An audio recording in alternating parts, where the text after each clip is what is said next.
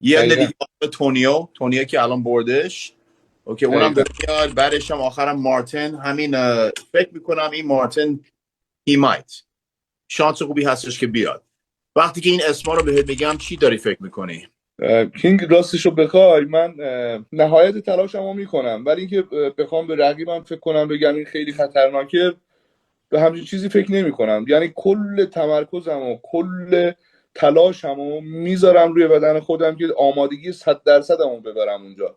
دیگه برام مهم نیست هر کسی میخواد بیاد، اصلا مهم نیست. هر Good. چقدر سطحش بالاتر بهتر.